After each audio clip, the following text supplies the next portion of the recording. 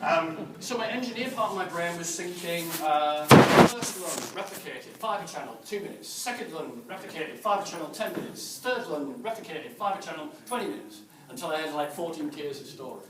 And then I had to pull back from that. I began to realise I was engineering something so complicated that no one would be able to consume it. So when my tenants came and went, new VM, and I presented 18,000 different layers of storage, where would they begin? So there's a compromise between wanting all that granularity and at the same time wanting to keep it simple. So the tenant goes, there's 4 tiers of storage.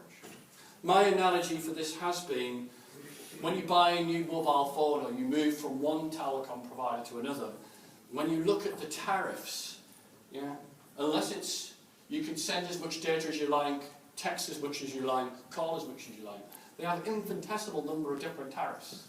And it's almost a brain ache trying to work out which is the right tariff for you, and is that tariff over here better than that tariff over there? It's too complicated. I think it's almost done deliberately to make it confusing, to make it harder to compare one tariff to a competitor. So, that's how I did my storage. I also use vSphere replication. My anxieties about doing this is my silver cluster and my gold cluster could see the same storage. So that quick video I did where there was separation? I don't have that.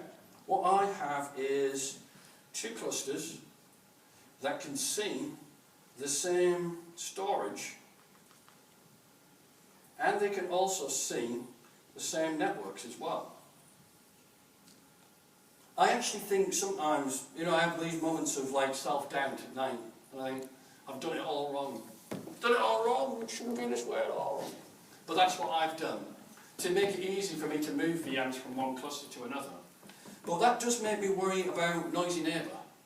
Somebody in my silver cluster could generate a lot of disk IOPS on the volume which is actually being used by tenants in the gold cluster. And the gold people in the gold cluster won't be very happy about that, will they? Because they pay extra for the gold experience.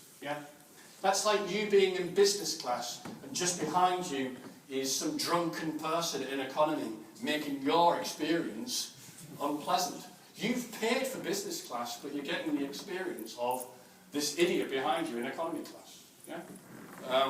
We generally, when we pay for something, expect a quality service if we're paying a premium for it. The other thing I worry about is my site recovery manager engineer head. I've only got 4 tiers of storage. If I replicate all those LUNs to another site, how will SRM integrate with that? That's why I think things like vSphere replication, which liberates you from the lunacy of the LUNs, being able to replicate individual VMs is going to be so important. And without talking too much about futures, this vVols thing, anybody here heard about vVols? Where the VM has its own volume, and as far as I understand it, you'd have to ask Cormac about it because he's the real storage guy. That's inside another volume. So it's all, you can do replication on a per VM basis, even at the array level. Freeing us from these sorts of constraints, because the storage that we have isn't really geared up for that kind of multi-tenancy kind of experience, but it has to be if this kind of thing is going to go anywhere. From a network perspective, I have an infrastructure distributed virtual switch, and I have a virtual data center distributed virtual switch. Basically keep the traffic that's management separate completely from the tenants. And that's on different physical NICs plugged into different physical switches. So Mike, who's against the silo, chose on the network level to actually have a silo. Oops. So I fully admit that I'm not consistent in my views. So I tried to get rid of standard switches. vCloud Director works so much nicer and so much smoother and so much easier with distributed virtual switches, so I wanted to get rid of those. But I obviously still needed to keep my management network separate from my tenants. I can't have my tenants being able to see vMotion traffic, that's just not right. So I had network identity anxieties. I think the separation also came from me worrying about me going and touching one of the distributed switches, changing a setting and then affecting all my tenants. Or the other way around, doing something in vCloud Director that should just affect my tenants but actually affects my own management layer. My view environment runs on the cluster that runs vCloud Director. So if something goes wrong, I can find myself sawing off my own branch to this co-location facility. And if I screw that up, I will be getting in the car and driving to the co-location facility to fix the problem. So that's what I was worried about. I think I've done enough to separate. So some lessons learned. Think about the provider VDC, think about all the resources of the cluster, but you might find there are physical differences. My gold cluster doesn't have FT, but because you can only protect a certain number of VMs with FT, I almost forgot about it, disregarded it. VXLAN should really be configured before you go about installing vCloud Director, because vCloud Director 5.1 assumes that VXLAN is already set up and creates network pools for it. If you don't, you'll get 2 red X's for each of your 2 distributed virtual switches. It's not a worry, but it's just not very nice the first time you use a product to get a red X. You think something's gone horribly wrong. If you're using VLAN backed or whatever, you are not using VXLAN, it's not a problem. Watch out for your lab environments at home where you've already got VMs running on the cluster. When you set up vCloud Director, just try to install an ESX agent or vCloud agent.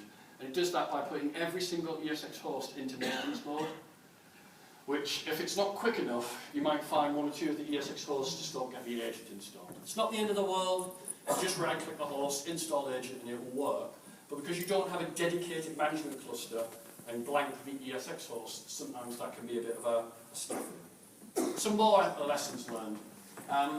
Get your VLANs sorted out before you even begin. In my home lab, I didn't have any VLANs. It was a flat network. And a lot of home labs are just a flat network, because it's just a home lab. But as soon as you start using vCloud Director, you will need some VLANs of a certain description. And what you might want to avoid is arbitrarily changing VLAN numbers. So I set up a VLAN for one of my external networks on VLAN 11 on the physical switch, VLAN 11 on the distributed virtual switch, and then I pointed vCloud Director at that. 11, 11, 11.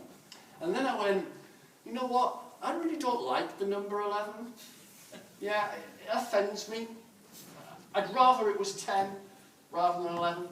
So I changed it on the physical switch to 10, changed it on the distributed switch to be 10, refreshed vCloud Director, and it said 10.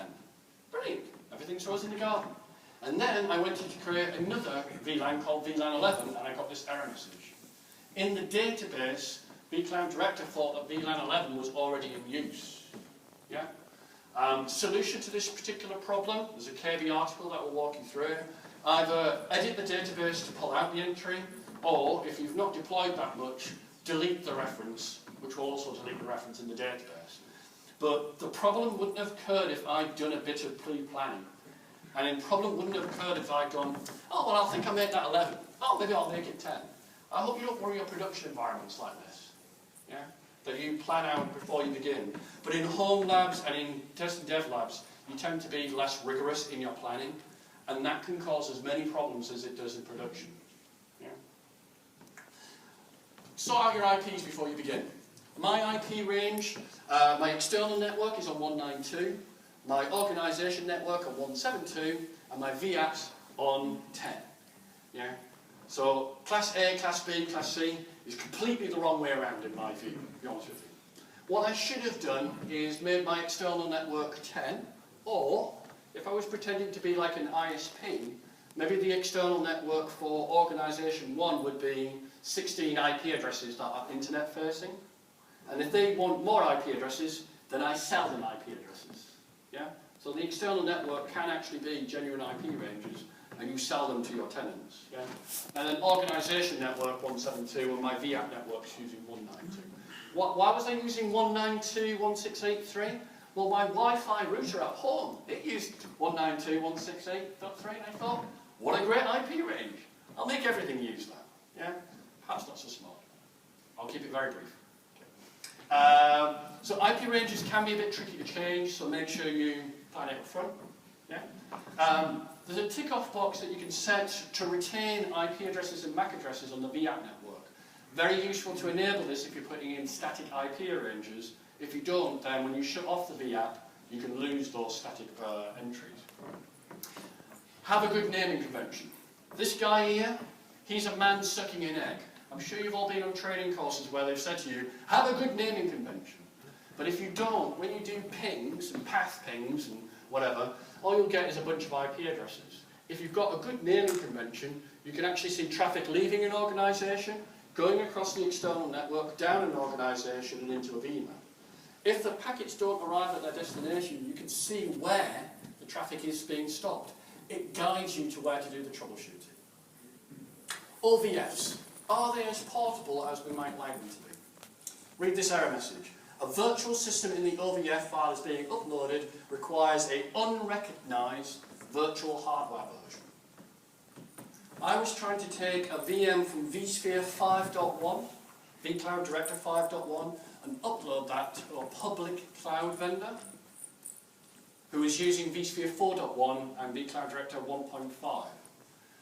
My hardware level was hardware level 9, but their hardware level, the maximum they could support would be, help me here guys, 7 or 8?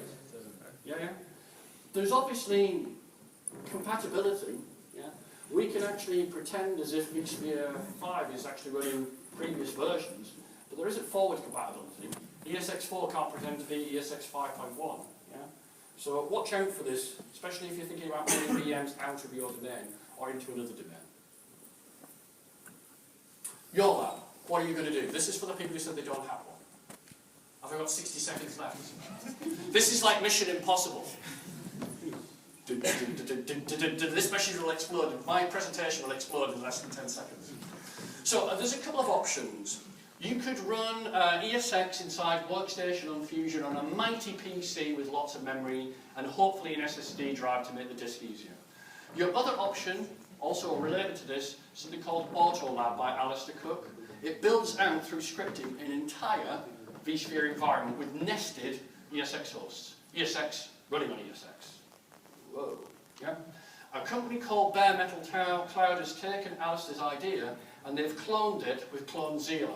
Yeah, an open source competitor, if you like, to Semantic Ghost. If you dial up a server on Bare Metal Cloud, they can get your AutoLab up and running in 30 minutes. So maybe you only need a lab for 6 weeks before you do your VCP and you don't want to spend the money on kit at home. You sign up for a service, you get your lab, when you're done with your VCP, you desubscribe, it doesn't cost you any money from that point. A real kind of subscription-based model.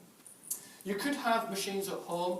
HP microservers seem to be quite popular with the Kingston memory, 2 gig of RAM, times by 2, you get 16 gig on them. They're meant to only support 8 gig, but with the Kingston memory, you can actually make it do 16 gig. No one, however, has been able to make them go up to 32 gig yet. Storage, iAmega, whatever. Maybe the future of the lab is that it'll all be in the cloud in the future. But at that point, I have to get off the stage. Thank you very much.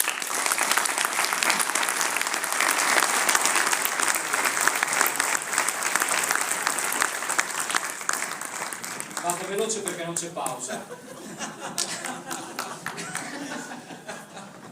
3 sessioni parallele, 3 turni, ci vediamo qui alle 5:15, in mezzo ci sono anche delle pause. Cormac ci parlerà del futuro dello storage, futuro che sta per arrivare. Vi ricordo feedback, le brochure, alla fine ci sono dei raffle, tablet e libri di protagonisti che sono qui oggi. Rimanete fino alla fine. Ciao, a dopo!